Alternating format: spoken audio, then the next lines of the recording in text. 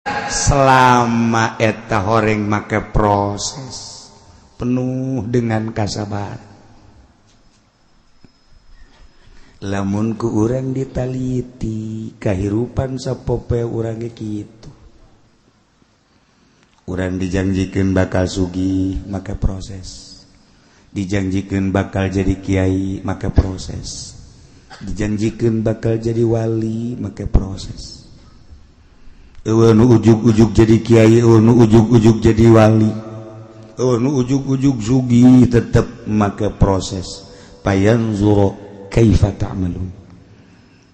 Perjanjian Allah bakal dideuleu selama ngalestarikeun janji waktu perjanjian dideuleu heula proses-proses. Bismillahirrahmanirrahim. Allah mere wayu kakang yang Nabi Musa cekang yang Nabi Musa rabbukum ayyuhlika aduwakum wa yastakhlifakum fil ardh fayanzura kaifa ta'malun.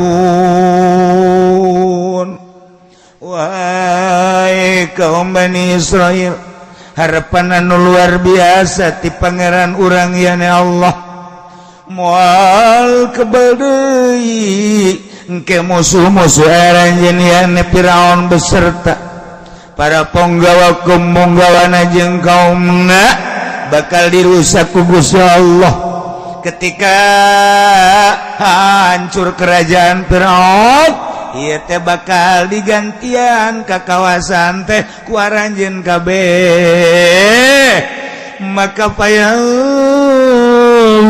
kaifa ta'malun. Proses heula selama Allah ngajanjikeun bakal dijagikeun khalifah kaum-kaum Bani Israil Mesir setelah kayut, setelah hengkang, setelah hancur Firaun.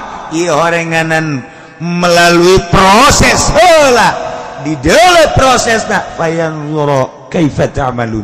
Allah bakal neuleu selama proses kekuatan iman keyakinan kumaha coba pagawean anjeun selama menghadapi Raja Firaun anu sangat biadab. Geus dijanjikeun ku Gusti Allah Mesir bakal dicekal ku Bani Israel. Masya Allah. Pertarungan terus dilanjut ku Kangjeng Nabi Musa tahap demi tahap, tahap demi tahap sampaikan ka disiksa Raja Firaun. Umat Firaun teh disiksa kaum Firaun teh ku berbagai siksa nu kamari geus dicaritakeun dina ayat farsalna alaihim tufana wal jarad wal kummala wad dafadi'a wad dam ayatim mufassalat. Disiksa minta pertolongan ka Kangjeng Nabi Musa. Kangjeng Nabi Musa ngadoa siksa hilang. Sebulan kemudian ditunggu sakumaha perjanjian anak bakal iman ternyata beki kancolah turun deui siksa teu kuat yana disiksa datang deui ka Kangjeng Nabi Musa. Kangjeng Nabi Musa ngadoa deui ka Gusti Allah leungit deui siksa tungguan deui perjanjian anu bakal iman da sabulan ternyata lain iman beuki kancolah turun deui siksa 5 kali kitu bae terakhir tetep bae buah kawarahna deui nementak diabadikeun dina Al-Qur'an ayat tinggal ayat orenganan kaumna ada di gunung-gunungna fastakbaru wa kanu qauman mujrimin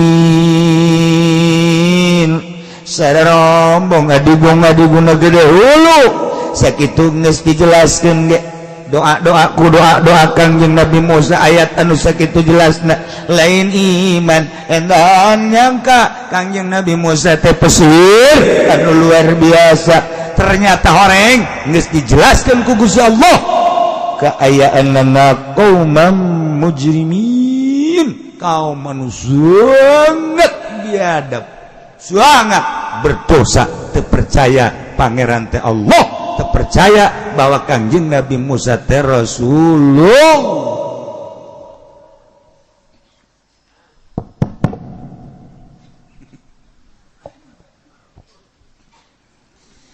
Tapi pertarungan teh terus bae, terakhir pertarungan teh tah nu kamari dicaritakeun. Kangjeng Nabi Musa teh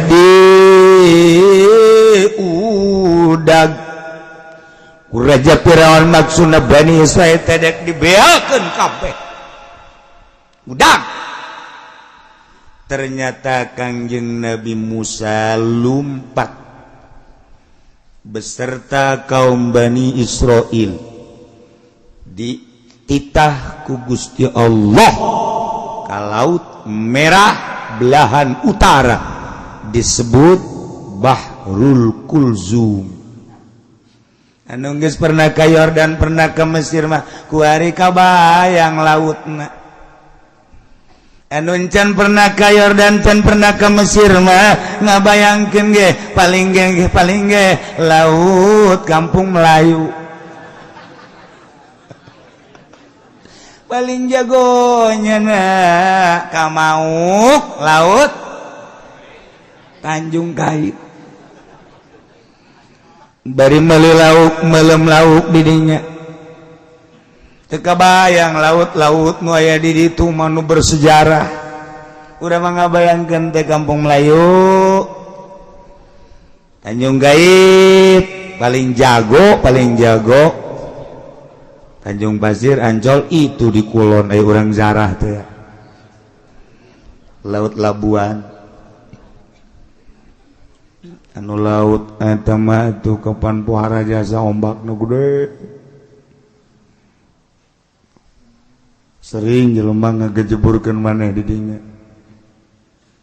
Di Labuan mah. Asal kreditan teu kabayar. Tadi itu diputuskeun cinta. Tadi itu dagang rugi bae. Tadi itu lalaki teu laku-laku.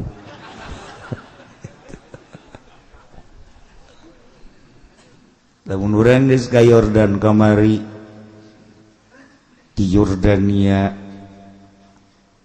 naik kapal ke Mesir, kabayang eta ambalayana tengah peuting di ka Mesir.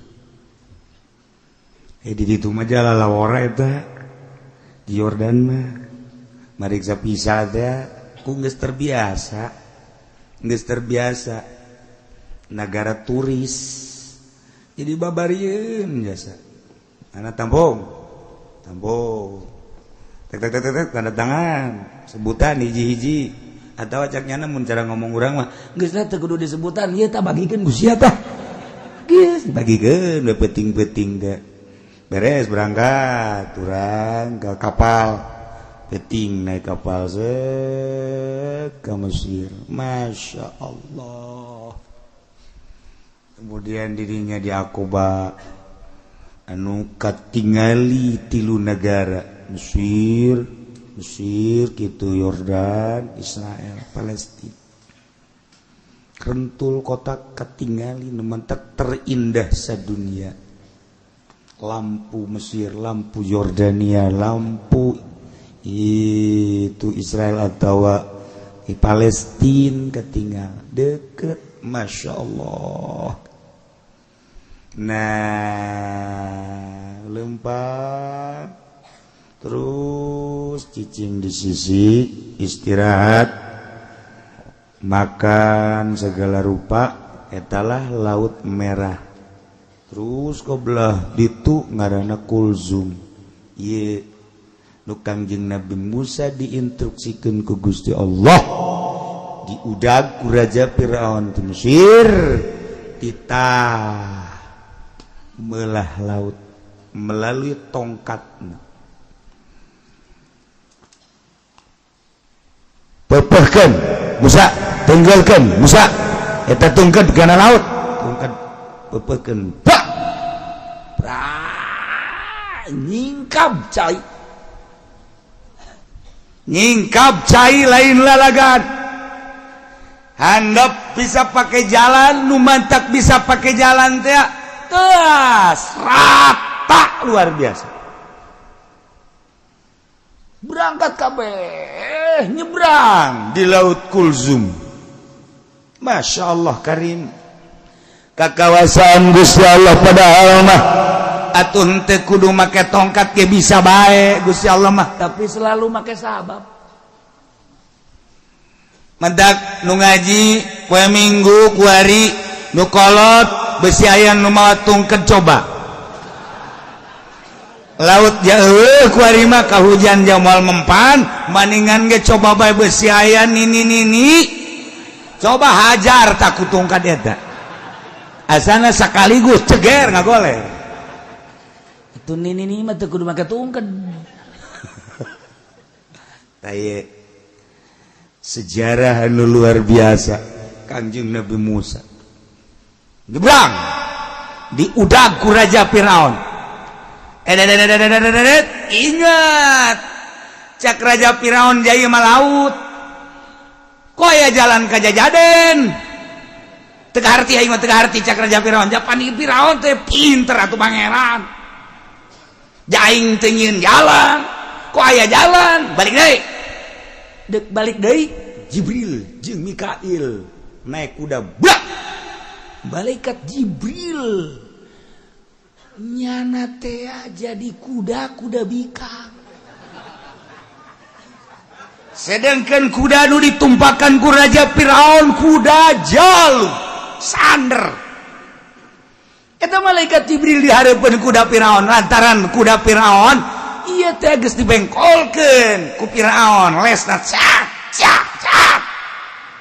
Har geus dihar.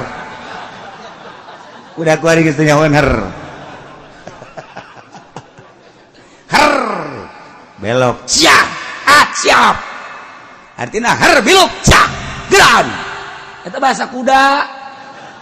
Bahasa kuda eta nya lagi ngarti eta ku bahasa eta mah. Coba lamun ku urang di kieu-kieu, "Hei kuda, megol, hei kuda, megol." Teu ngarieun. Lain bahasanya na, tapi har. Jauh.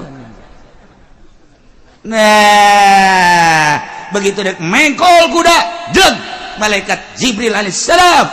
Eta deui hebatnya sa malaikat Jibril. Buntutnya ngacung. Aduh, ayah bang.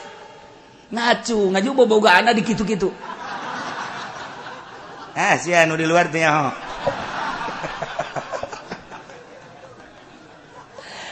Jadi kuda teh geus teu nurut ka nu numpakan. Kuduna mah kan nurut ka nu numpakan. Diherkeun teh biluk, ieu mah teu. Kuda teh nyongsrong neule bobogaan kuda nu hareup lantaran cak jana meureun lain deui bayu ku model. Jadi kuda Firaun ngudag lain ngudagna naon ngudag eta nu mantak jawarahan teman-teman nemea ka Karawang ngudag eta hektaran beak ka Subang beak ka Cianjur beak eta sawah hektaran ojol jeung sawah mencong. Orang aya sejarahna. Waktu terus Firaun gregeteun goblok sia kuda. Tolol sia kuda ku aing dihar-har. Endahan ka dieu bae maju. Cak nya itu saha deui dihareup tolol jasa. Terus bae kuda kikian. Atuh malaikat Jibril jago jasa tuh. Ngagodana. Kuda nutup datang ke tengah laut berat laut nutup deh beak wabeh Raja Firaun Pati Haman ponggawa-ponggawan beserta bualat-bualat tentara kaum nu milu beak wabeh leg-leg kucai selesai Raja Firaun beserta kaum sangat biadab. Galkan yang Nabi Musa alaihissalam kuari geus aya di daratan Yordania belahan utara Kangjeng Nabi Musa dibere wahyu ku Gusti Allah. Musa umat anjeun kaum Bani Israil teh kuari salametkeun deuk kumaha bae kahayang maranehanana tuturkeun ngan kaulan wagungkeun parantos janji sakumaha perjanjian nu kamari asalabukum ayyulika duwakum wa yastakhlifakum fil ardh engke bakal dirusak dihancurkeun musuh aranjeun yana Firaun setelah selesai kerajaan Firaun tahta kekuasaanna geus bakal digantian ku aranjeun kabeh di muka bumi. Nah Musa saatna ayeuna umat anjeun teh bakal ngagantian kerajaan di Mesir. Masya Allah. Jadi kuarima kerajaan Firaun teh bakal dialihkeun ka kawasaanana nu tadina Firaun beserta kaum Kipti kuarima bakal dicekelna ku kaum Bani Israil. Sebab Fir'auna Hamana tentara-tentaran ludes kabeh tinggal kaum-kaum nanu nyesa nu teu milu ngudag Kangjeng Nabi Musa alaihi salam. Masya Allah pohara amat. Mentak Kangjeng Gusti Allah mah di mana janji teh jamual jalur lain cara urang lain cara calon nunggus terkenal bonen ditagih rebo ditagih di ke Senen tagih di rebo ke ditagih di Senen jadi bonen terkenal di Cibadak aya gang bonen. Gusti Allah ngajanjikeun melalui lisan Kanjeng Nabi Musa bakal hancur Firaun digantian selama eta horeng make proses penuh dengan kasabar. Lamun ku urang ditaliti kahirupan sapope urang ge kitu. Urang dijanjikeun bakal sugih make proses. Dijanjikeun bakal jadi kiai make proses. Dijanjikeun bakal jadi wali make proses. Nu ujuk-ujuk jadi kiai, nu ujuk-ujuk jadi wali, nu ujuk-ujuk sugih tetap make proses. Fayanzuru kaifa ta'malun. Perjanjian Allah bakal dideuleuh selama ngalestarikeun janji waktu perjanjian dideuleuh heula proses-proses. Kitu bae terus. Ngan urang mah nu nerangkeun kahiji nomor kadua mata hate urang na poek nomor katiluna urang na kagoda pilkada pilgub pilpres kagoda kuno kitu sabenerna mah atuh sakabehna rasul ge mukalamah jeung Gusti Allah melalui wahyu-wahyuna. Kangjeng Nabi Musa digerokeun ku Gusti Allah kita mukalamah jeung Gusti Allah. Emang Kangjeng Nabi Musa digerokeun ku Allah cara urang Musa ka dieu lain kitu teh urang kendal Musa ka dieu ge eta urang kendal teh urang putat itu urang Cilongok mah teu tegep Cilongok mah hebat Musa ka dieu Cilongok. Tapi lamun orang kendal mah, Musa ka dieu ge. Tilu nu ngaran gelam, kendal, ketos, eta sarua ketos jeung putat. Eta kos karitu ngomong. Lamun gelam make jiji. Naon tah naon make jiji baju. Eta gelam eta. Ji jantu jantung, ada ekos gituan itu hati gelamah, jantung, mal bisa sih ya lamun can orang kagelam mah je emang kumaha gitu eta kos kitu ge eta lengkong ngaranna lengkong eta ji henteu asal kos kitu bae di mana bae gelam henteu ja ketos ji atuh kula banyak sebenarnya tetangga hendak nyana asup ka Cilongok hari Senin sebab di Cilongok mah hebat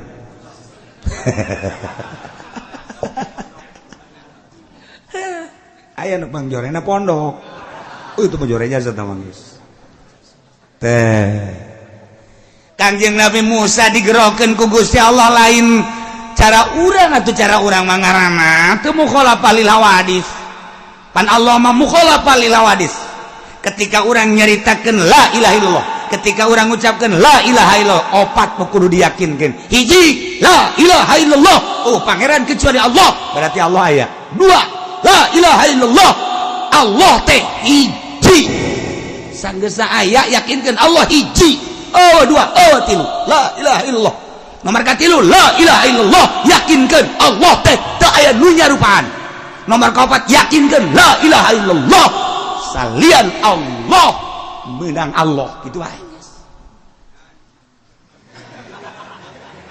la ilaha illallah teh sambarangan wow ieu mun rekat teh nyaho maknana illallah cauna koneng gede illallah cauna rada letik la ilaha illallah tolol tamat rekat bloon tamu kos Haji Pendi Kipu Doli ngariung dah kos gitu teh sebareres aya tak lai-lai teh jadi mantep kan urang nah Kangjeng Nabi Musa digerokeun ku Gusti Allah mukhalafah lil hawadis carana kumaha ketika babarengan Kangjeng Nabi Musa jeung pamajikanana lewat Gunung Tursina Gusti Allah ningalikeun sana di luhur Gunung Tursina ka Kangjeng Nabi Musa alaihissalam cukup sakitu ge berarti kan eta teh ngagerokeun nu mentak teh Kangjeng Nabi Musa qala li ahlihi umkusu makana aku cicing di dieu inni anaskun nara kaula neuleuseun pangdeuleu Kangjeng Nabi Musa sana kumata ieu kadeleuna seuneu ku di dieu kadeleuna cahaya kusir kadenge ieu teh Gusti Allah eta panggero Gusti Allah langsung cicing pamajikanana nyanggakeun mangga kakak aya digerokeun mah ku Gusti Allah kula dek di dieu geus nungguan wajan teh kumaha ge kula nu Allah bumi nu Allah panita Allah rela kula asana tiis ka jero hate teh buka pemajikan kos gitu geunaheun asa ya Allah coba pemajikan dewek pemajikan sia tengah peuting ayo coba yuk Masya Allah pemajikan Kangjeng Nabi mah pemajikan Rasul mah kitu Siti Hajar jeung Kangjeng Nabi Ibrahim alaihissalam instruksikeun ku Gusti Allah tidak ke Mekah gede beuteung nu aya di jero beuteungna Kangjeng Nabi Ismail datang ke Mekah langsung nyieun tina tangkal korma tek supaya ulah kapanasan ulah kahujanan beres cak Gusti Allah Ibrahim pulang deui ka Syria ka ditu tinggalkeun pemajikan anjeun tinggalkeun neng kakak titah balik deui ka ditu ka Syria bener titah ku Gusti mohon lamun ieu titah ku Gusti bumi nu Gusti kakak nu Gusti kula nu Gusti tadina ge eueuh diayakeun ku Gusti ulah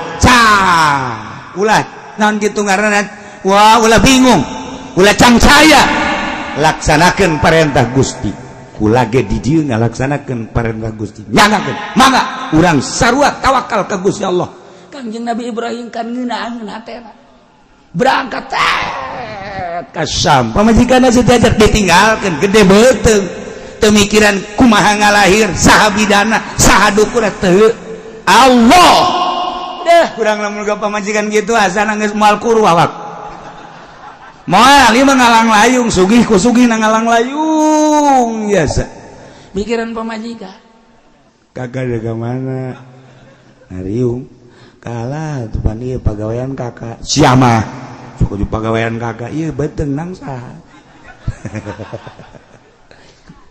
ulah ditinggalkeun gulang ke kumaha lamun mules tengah peuting eueuh deui panyalindungan iwal ti kakak ulah ka mamana kala kula mah teu ridho jasa tetapan eungap urang nek ngariung bae ge teu meunang eungap jasa tetekan teungeunna coba lamun kieu mah nek ka mana kak eta tetangga nu kamotan tahlil heuh kak ditu ade ge jadi seorang lah tu seorang jaya Allah mantep ngeunah zana kana hate mantep biasa kumaha lamun neng ki karasa beuteung tenang bae kalah geus pokona nek kumaha ge gaya Allah ieu ke pertolongan Allah datang deuh amis asana urang ngariung ngeunaheun ngarokok ngobrol tenang we bandi ditu ngomong doa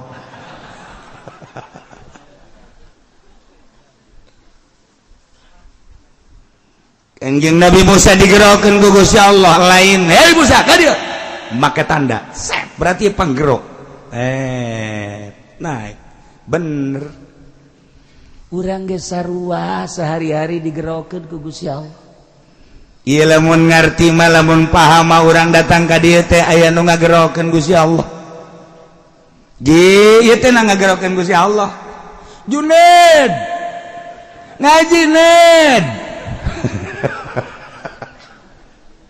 ngan lain kitu Gusti Allah ngagerokeunana mandi set di jero hate ngaji eta nang saha Noel ya itu digerokeun mah ku Gusti Allah boro-boro urang Serang boro-boro urang Merak boro-boro urang Bandung ieu penuh ngaji Bandung Tasik Ciamis Panararaya nek naraon meureun ka dieu aduh malah mah kamari anu bebeja ti Cilacap ambo jauh amat sukula-sukula ngarti tah henteu sia bahasana naon lah jangan ngerti gua mah ngaji bae ka dieu jian naonan nang saha toel ku Gusti Allah nu katoel digerokeun ku Gusti Allah datang nu teu katoel sadeupa ti imah indit kaluarkeun cenah mobilna mumpung sukene engke mah hese kaluar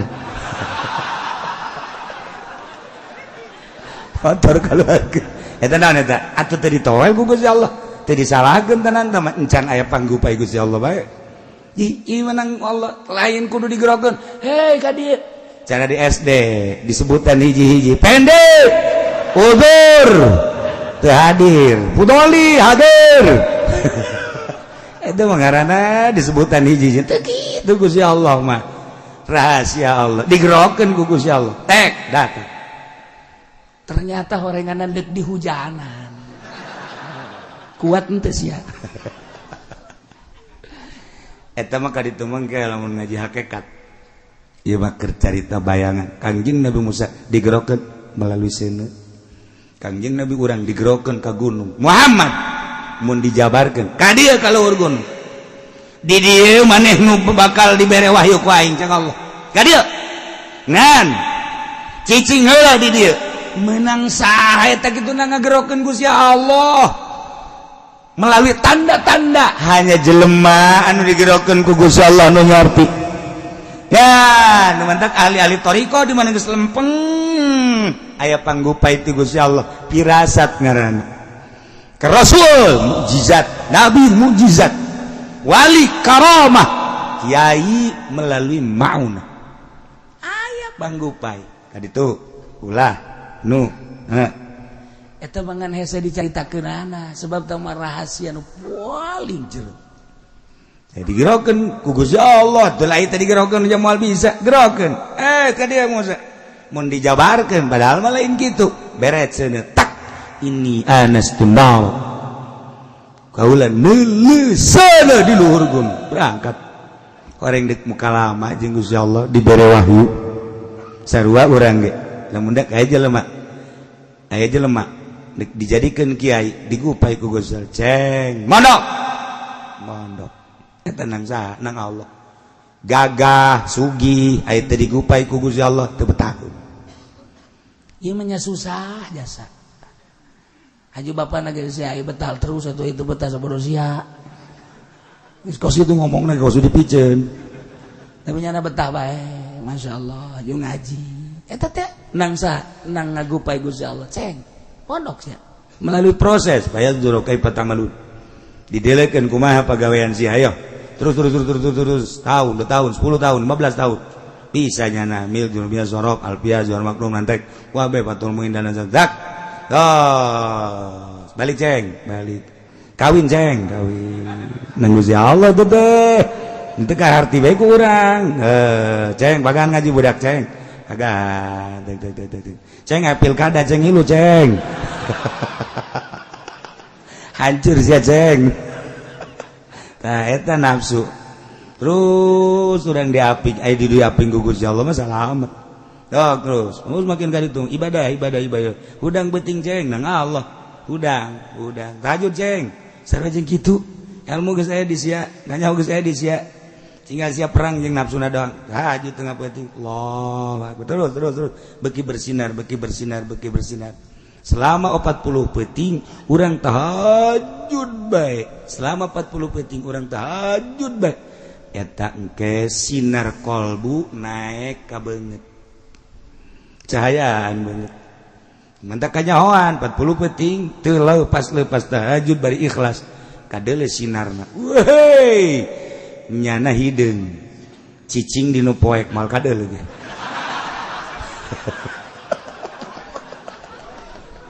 tapi sinaran beda sinaran Masya Allah nah ila Kangjeng Nabi Musa panjang orang menyaritakeun kos gitu seluruh rasul digerokeun ku Gusti Allah melalui tanda-tanda sabab ngaranna termasuk Kangjeng Nabi Musa Kangjeng Nabi Isa Kangjeng Nabi urang wali-wali Allah kunaon sih datang seret hayang ka anu teh nang ngagerokeun Allah ka anu sorangan sia oh kapangi sesuatu anu batur teh nyaho udang sia udang eta teh setelah proses mungkin 10 tahun 5 7 10 ngangkat wudu mandi wudu lanjut oh dik dibere anu teh eta rahasia Allah nah ieu mah Kangjeng Nabi Musa beserta kaumna dek ngalestarikeun janji ti Gusti Allah nyalametkeun Bani Israil dipimpin ku Kangjeng Nabi Musa tidinya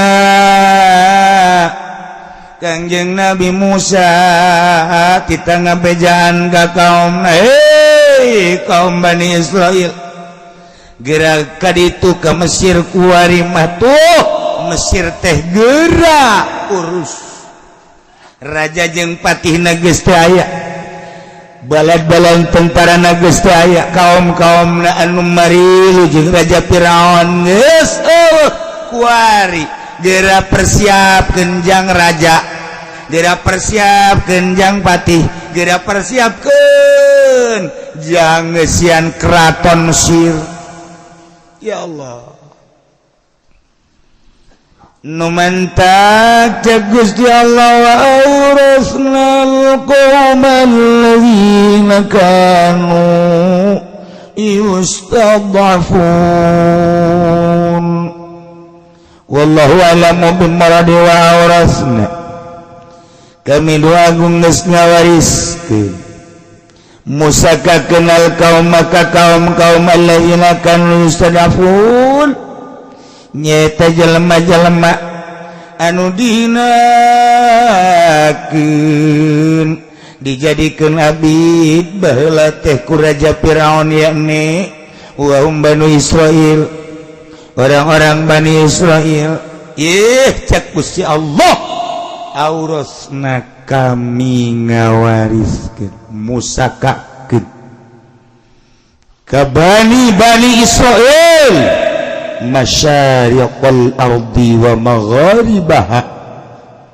wetan bumi kulon bumi timur jeung barat allati barakna fiha nuku kami dibarokahkeun pinuh ku kabarakahan bil ma'i wasyajar cai sing kolocor bangawan nil anu luar biasa caina herang pohara laukna katingali semua amis caina wasyajar itu kene tatangkalan tangkal zaitun tangkal korma tangkal kacang berbagai tatangkalan pinuh ku keberkahan masyariqal ardi wa magharibaha Mesir wa hiya Syam berikut Syam Syria Damaskus tuh gerak tah jang maneh tuh cek Kangjeng Nabi Musa kaum kuari mah geus dipersilakeun ku Gusti Allah dina kakawasan Firaun baheula kuari ku urang digantian Mesir geus puguh Yordan geus puguh Kuwait berikut ka belah dituna terus Syria Syam masyariqal ardi wa magharibaha kabeh dipersilahkan sok urus ya Allah ya Rabbi diurus sangeunah-ngeunahna jeung saindah-indahna diurus ku Bani Israil anu tatarina urang Bani Israil teh hirup anu diperbudak kuari kakawat menang kalaluasan pertanian dibebaskan perdagangan dibebaskan berikut segala rupa dibebaskan pengurusan anak dinginah pinuh ku kebarokan geus puguh cai curcor kitu keneh tangkal kayu usaha perdagangan indah anu luar biasa ialah pamere ti Gusti Allah ti penghinaan datang ka kemuliaan ia melalui proses penindasan ti Raja Firaun mandak ketika orang ditindas tunggu tanggal main engke ge aya mandak Bunawas mah beda lamun naik sepeda turun jerik Bunawas jerik bakal nanjak namun yang nama nanjak seserian Bunawas nanjak seseri bakal turun gitu Bunawas orang malah yang namun keur turun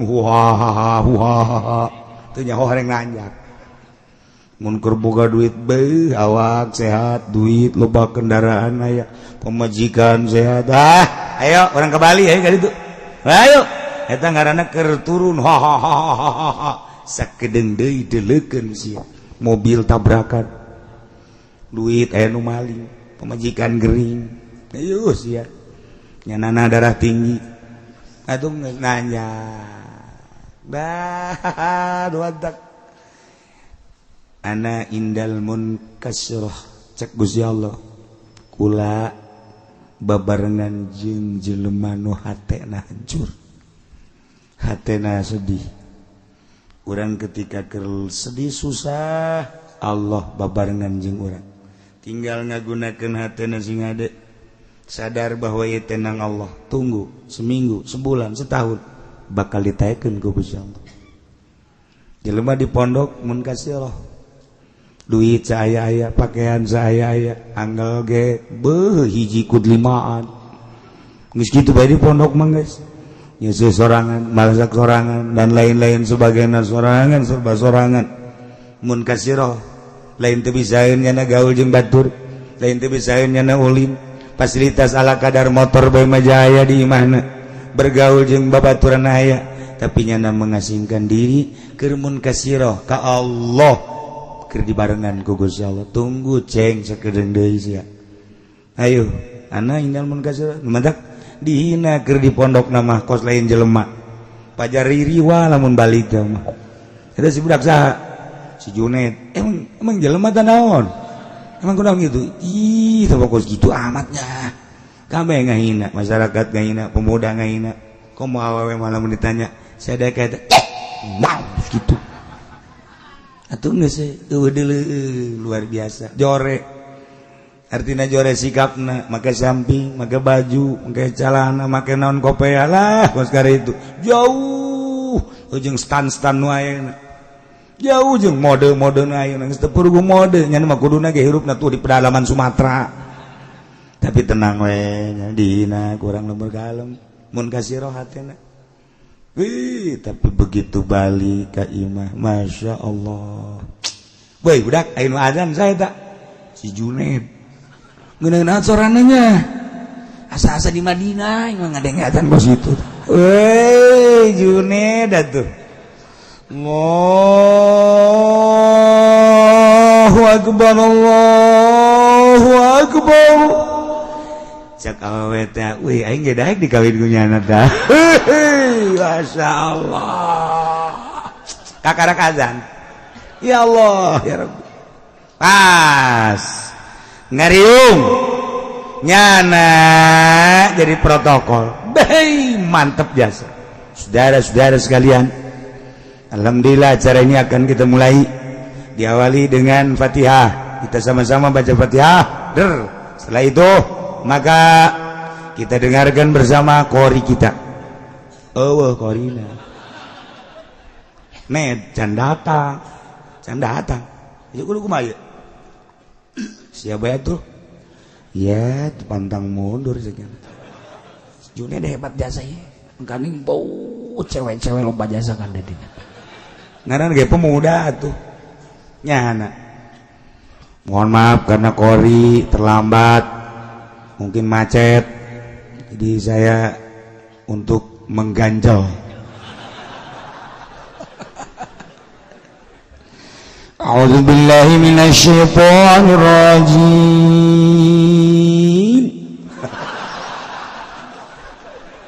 Ada lain dari si Junaid jadi kieu. Bataan si Junaid. Bismillahirrahmanirrahim.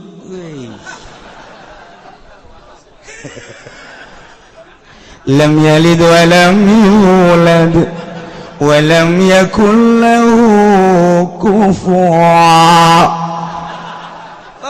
Awewe ribut. Bobo aing teh mah, bobo aing ribut. Tuh si Junaid tadi nama di Ciduan. Barang balik pohara. Ya Allah. Beres ya ngaji Quran. Mau balik teu datang di mana. Datang mau balik Med mau balik teh datang ajo manya bubar kumaha sia jatuh siap bae ya Allah ya Rabb wow pidato sedek-dek Junaid beres ceramah diakhiri ku mamaca Ned, acara iya jadi jam 7 bulan masuk mama aja sih aku maju tuh siap tuh sepira mama aja ayo baik segala rupa gayanya siap bisa tuh eta lagam ya tuh kumangke baik aing mah leumus tamen apa mustamen teu nyawana naon atuh malah nyalahkeun kecuali mustamen palinter ayo guys Bismillahirrahmanirrahim. Itu sih paling mama aja tamah. Bisa aja. Taya Junaid bu, nuta tadi nama dihina kos gitu, piwalian mah serba bisa. Ya Allah. Isukna si Junaid kita macarawi. Ya, riipis rawi. Pondok sapopoe macarawi mah. Al-jannatu wa na'imu wa sa'adun liman yusalli wa yusallim wa yubariku alaih SMP lain SMA lain seorang sanawiyah Allah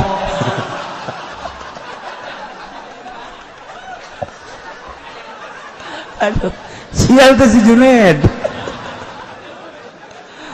nah emang gitu digerokan gugus sama manok ceng manok ngaji ceng ngaji nu mantak kaheureyan kaulinan di pondok jadi ilmu kabeh lalagaan kokorian segala di pondok jadi ilmu emang kos kitu di pondok mah mun nyarita Gus Dur mondokna emang bener jangan henteu Gus Dur mah maling lauk bae guru beak lauk lakunya Masya Allah barang ujuprak cak guruna saya nu ngalahan lauk barang di daerah santri waktu kabur tinggal Gus Dur menghadap tadinya.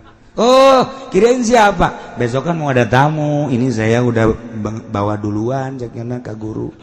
Besok mau ada tamu, jadi besok udah nggak usah susah-susah lagi ceknya. Padahal masa daek ngomongnya nama cek guru nanya nyong ayat tamunya.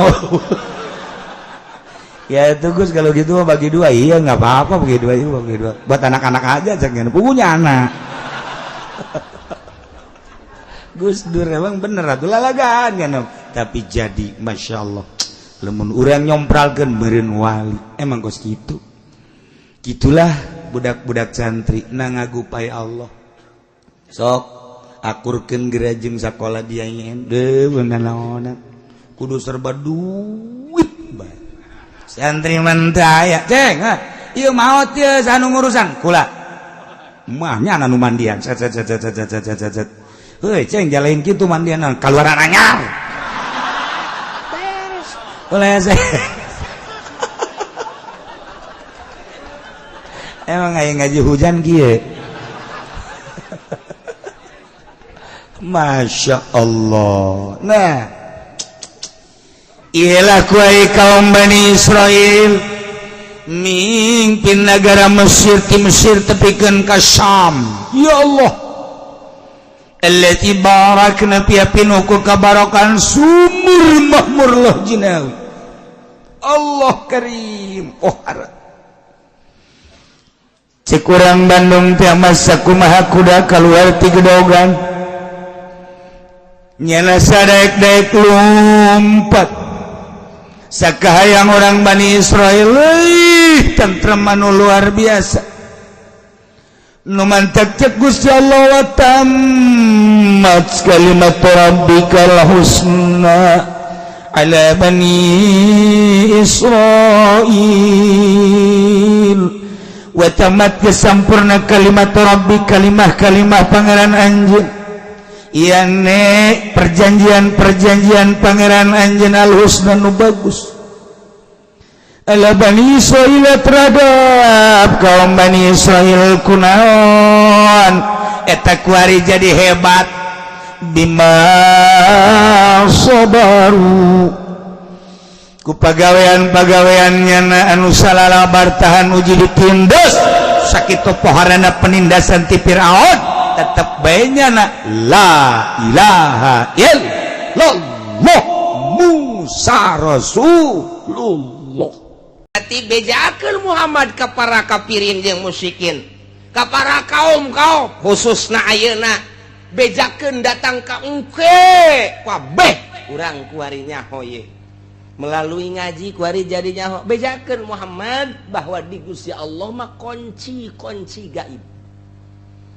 Artinya kunci gaib teh lamun urang neuleuh imah hayang nyaho jerona awangna dikunci kudu boga kuncina buka trek asup ka jero ka deuleu eusi ieu gudang ye dikunci hayang nyaho aya naonan jerona satungtung can dibuka kuncina lawangna melalui kunci moal kanyahoan aya naon di jerona bukakeun ku urang trek asup ka jero wow jalimbah beusi ieu mah tonan ieu mah ieu kanyahoan ku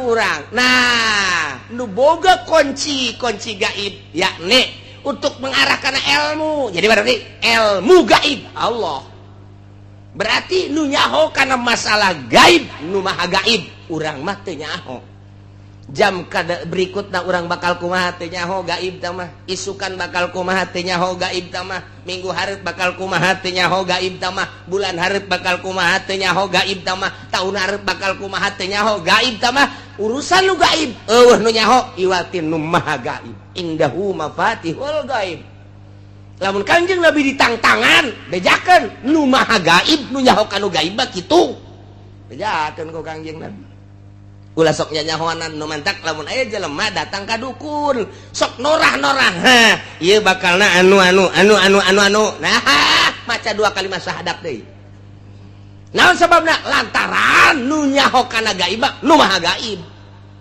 lamun nyanyahoanan make utang itung anak caraka data sawala anakna cilaka bapana ka bawa-bawa iya ilmu gaib loon tanda pas gitu 40 poe teu diterima urang salatna datang ka dukun teh maksudna tatanya aya datang ka dinya silaturahmi mah masalah.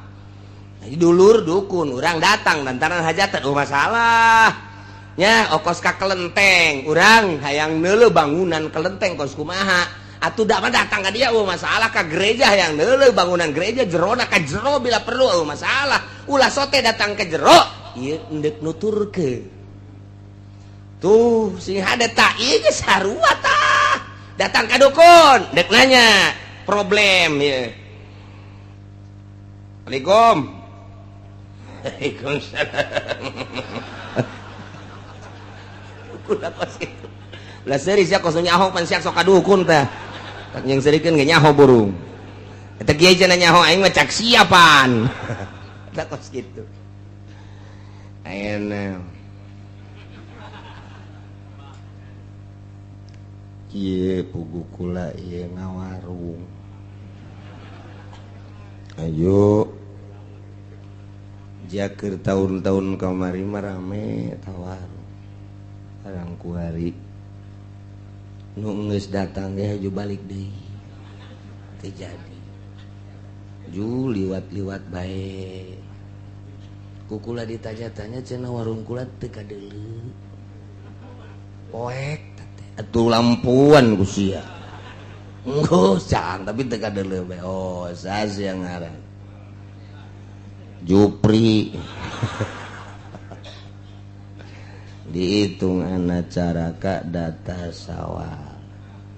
Jupri. Oh.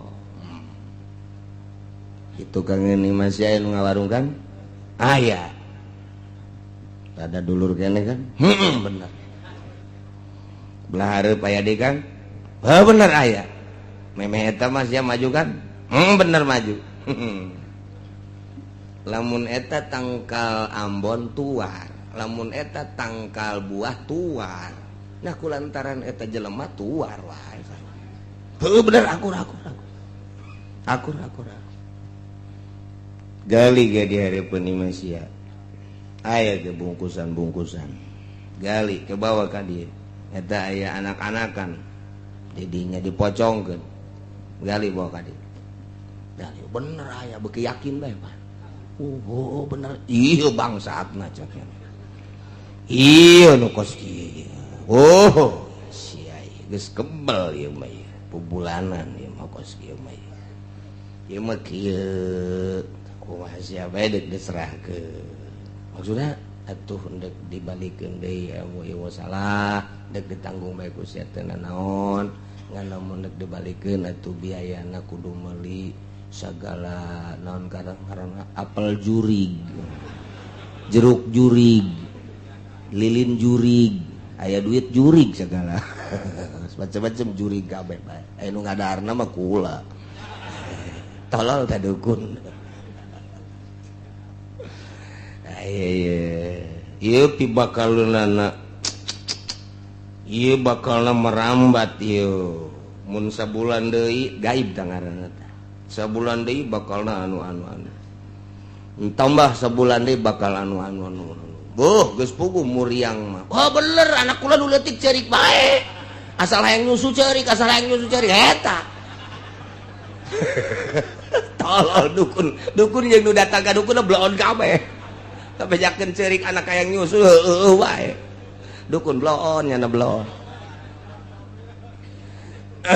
eta kos kitu situ ieu hese karena sare bener ulah ge lamun keur ngopi teu hees oh mantap ge dukun blokon nya blon saha nu keur ngopi hees atuh acak-acakan bisa deh asa teu beres kabeh eta bulan hareup tahun hareup kos ka eta nyaritakeun kos kitu salat 40 poe 40 peuting teu ditarima iya dalilna wa indahu mafatihul gaib di Gusti Allah kunci gaib mah ilmu gaib mah urang mah manusia nu lemah urang mah digilir gular-gilirna ku Gusti Allah kicep nang Gusti Allah segala rupa nang Gusti Allah aju nyanyahoanan isuk minggu hareup bulan hareup tahun hareup wah ieu ilmu jurig teh nu kos kitu Urang jelema biasa datang ka nu boga ilmu jurig jadi sarbengket jeung jurig teh.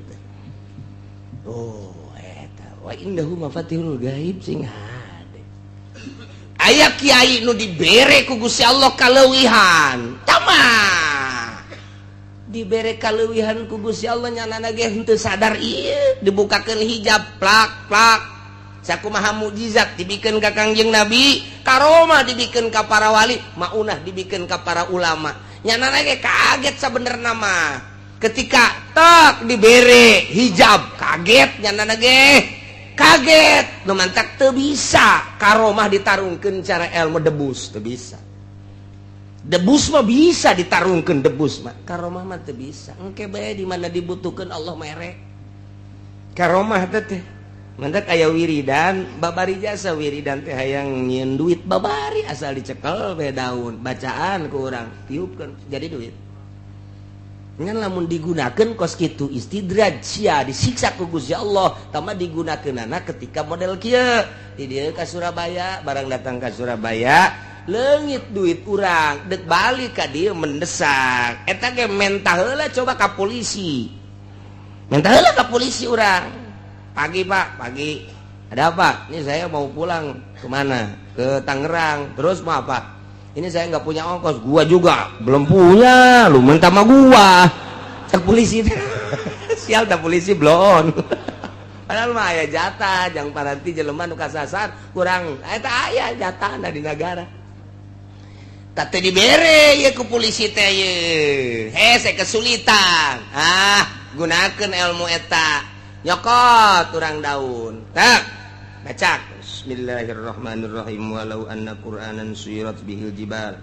Aku teh moal dianggeuskeun ku aing babacana ieu. Dek dibaca ku sia kajen ku kumaha ge. Ditiru engkena ieu. Sia mangan hayang sugi blon pan sia mah. Nyegik ngaranna tamatu. Nah, buka ku urang. Bak. Saukuran ti dieu ka Tangerang bae leuwih teu meunang. Mentana ka Gusti mun kareta sabaraha duit, mun mobil sabaraha duit, mun naik pesawat sabaraha duit, eta pesawat tak eta teh saukuran sakitu bae leuwih bae batal. Babari tah mah kos kitu mah cekel set tiup jadi duit ya mah atuh. Si harayangnya.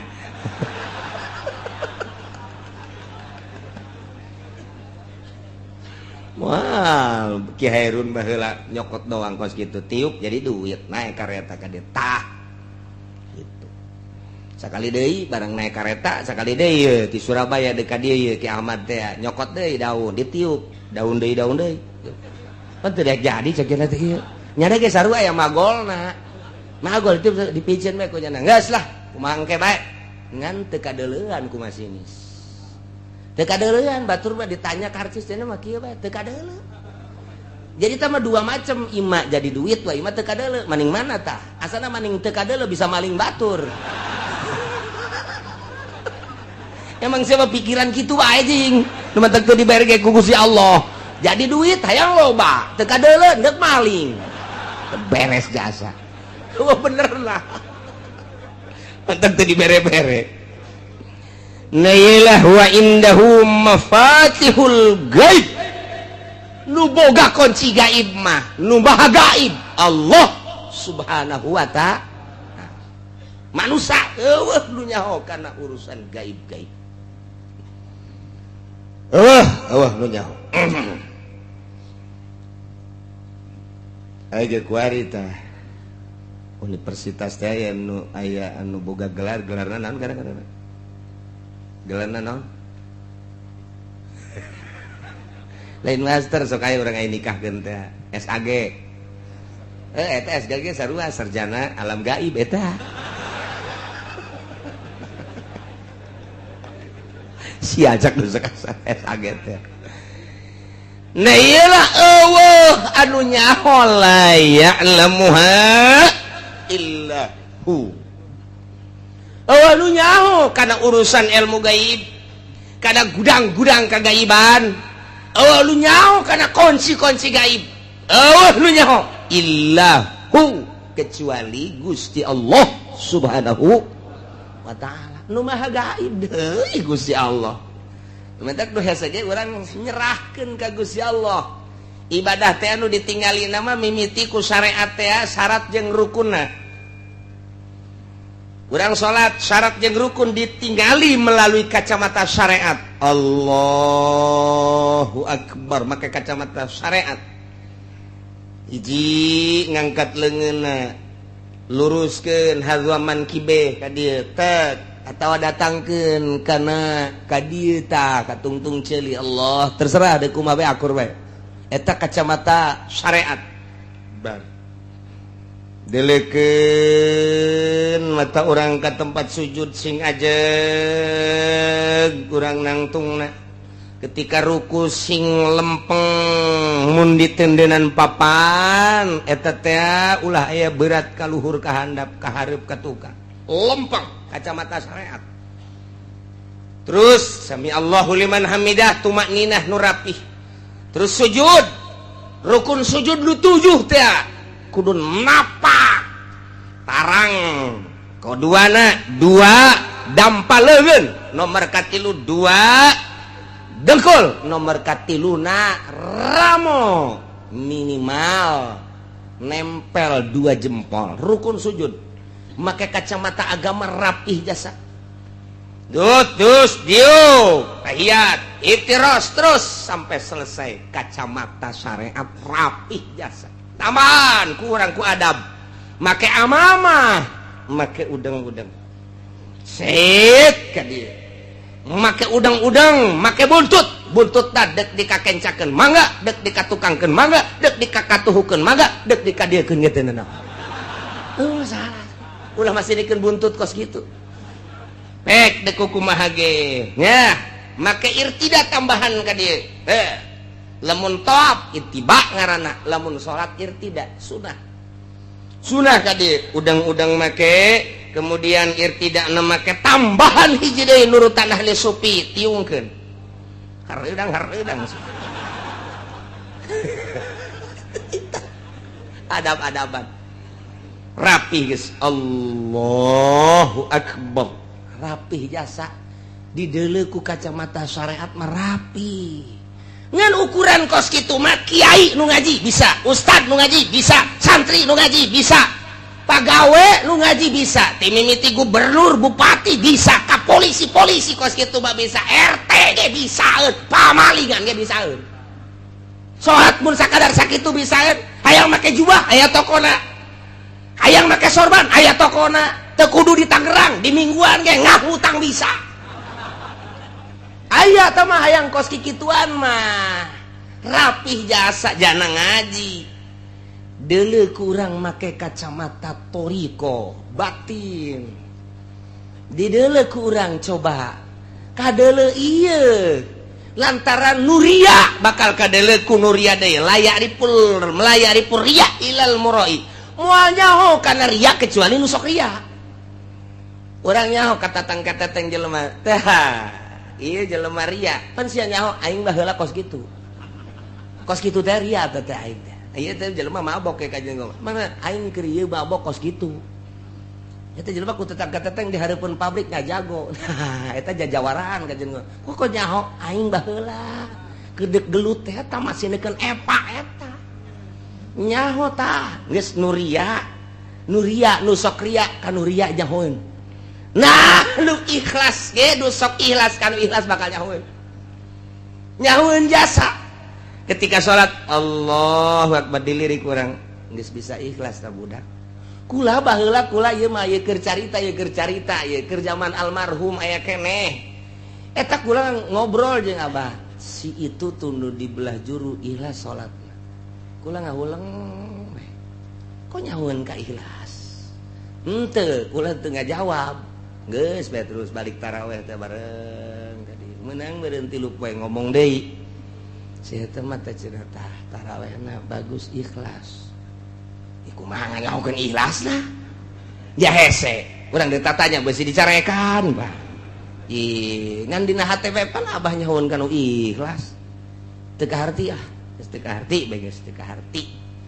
geus rada kebal kabelah dia geus aya geus puluhan. Tah ngomong deui bae lain nu eta dituduhkeun tuh nu eta tah si eta ikhlas tah bagus ya salatna ikhlas beuki puyeng bae jauhan kanu ikhlas pan hese nyaho kanu ikhlas mah eta mah urusan batin geus bae teu nanyakeun datang ka kadieuna ge teu nanyakeun bae ngan barang deuk bae dibaca ku urang di kitab oh atuh aya tanda-tanda nu pernah kunyana dilakonan teh eta ku almarhum aya di itu aing ge kos kitu teh ikhlas aing ge kos kitu teh khusyuk nyaho kanu khusyuk jeung kanu henteu teh lantaran geus pernah ngarasakeun khusyuk kos kitu aing pernah khusyuk tah itu ge aya sifat-sifat anu persamaan aing teh kos kitu khusyuk itu ge khusyuk jelema suserian sorangan we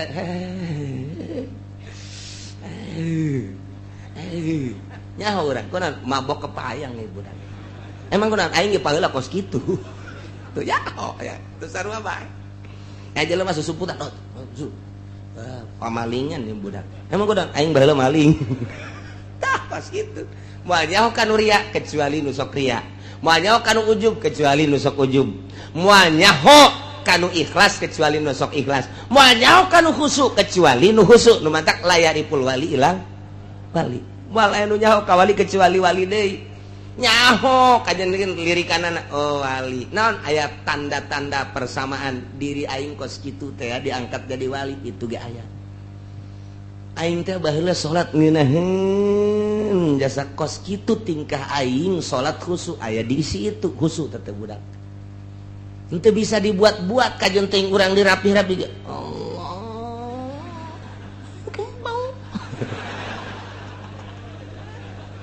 diperem-perem terus gerakan anak tetep aja dilirik lalagaan keneh mah kanyahoan bae kanyahoan tina diuk ge kanyahoan tina diuk kanyahoan nu mantak Gus Dur teh diuk lain sambarangan kanyahoan ku ahli khusyuk kanyahoan diukna lain sambarangan okos jelema boga besi atuh diukna ge teu meunang bae ieu rapet ieu nu katuhu teh kudu nganggang bae kunaon itu abeh babari nyepak cak jangan kanyawan bae nya mah lamun sila-sila rapet embung digideg bae kitu kunaon ieu kahalangan ieu emang ti guruna jadi kudu kaluar bae ieu suku kudu hareup teh ieu jang nyepak sia ieu geus kanya geus kitu bae mantap ke lamun keur ngariung gae anu kieu bae pantas embungeun nya mah ka handap asa boga musuh bae pan boga pencama tolol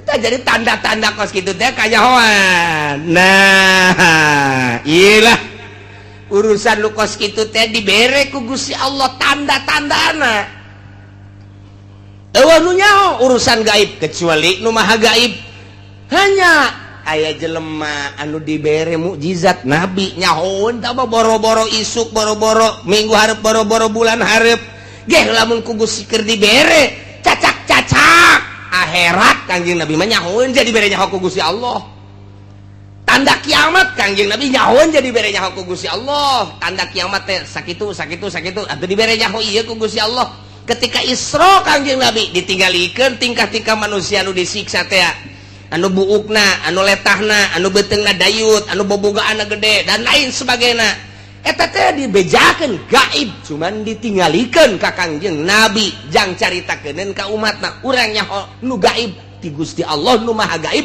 melalui Kangjeng Nabi Muhammad sallallahu alaihi wasallam aya deui waliullah geh lamun keur dibere dibukakeun hijab trek nya nage kaget tercengang gitu keneh wah man ulama keur dibere maunah ku Gusti Allah tak kaget nya nage nah iyalah nu nyaho kanu gaib kecuali nu maha gaib la ya'lamuha illahu sabaraha tatama fatihul ghaib wa hiyal khamsa allati fi qoulihi ta'ala engke dihareup innallaha indahu ilmus saah ke bakal dibahas kama rahul Bukhari sakumaha dina kitab Bukhari Kangjeng Nabi mafatihul ghaib khamsun la ya'lamuha illallah ilmu gaib aya 5 nu moal aya nu nyahoeun kanu 5 kecuali Gusti Allah hiji la ya'lamu ahadun mayakunu fi godin illallah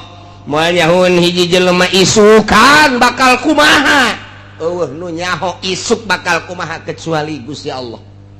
Urang teu nyaho isuk buah hirup buah henteu isuk teu nyaho pagawean teh naon nu bakal dipigawe ku urang isukan teu nyaho, hanya kebiasaan-kebiasaan pajar kebiasaan eta bakal dilakukan isuk teu sabenerna mah. Nemantak ya hudang teh hudang begitu hudang tek bae jelema anu bersyariat mah pagawean naon nu kuaing dek dilaksanakeun. Oh boga rutin naon kantor, oh boga rutin naon pasar, oh boga rutin naon pabrik, oh boga rutin naon ladang. Ta eta teh syariat ngaranna nu kos kitu mah tah aing deka ladang, aing deka itu kantor pabrik syariat.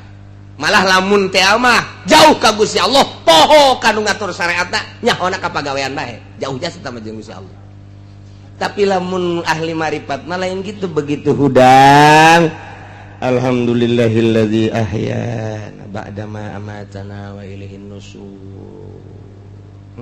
Bakal dikumahakeun ti mimiti hudang ku Gusti Allah bakal dikumahakeun kuring teu nya saenggeus da hudang kuring bakal dikumahakeun ieu isuk-isukna apa bakal diberangkatkeun apa bakal henteu bakal sehat bakal henteu bakal hirup bakal henteu.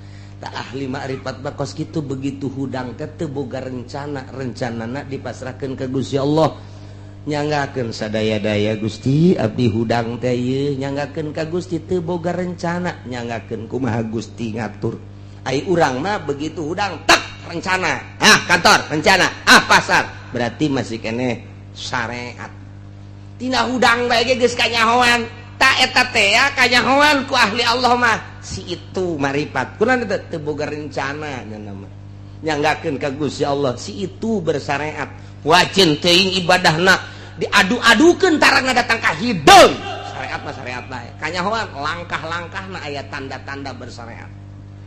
Teu bisa henteu kajian kuku moal bisa kacolongan. Moal bisa kacolongan. Aya deui nu begitu hudang nya teh. Rencana henteu masrahkeun ka Gusti henteu walah wa huweuh. Leuwih jauh ti Gusti mah bersyariat henteu, bertorekat henteu ieu mah kos kieu mah. Ieu mah kudu dibawa ka grogol.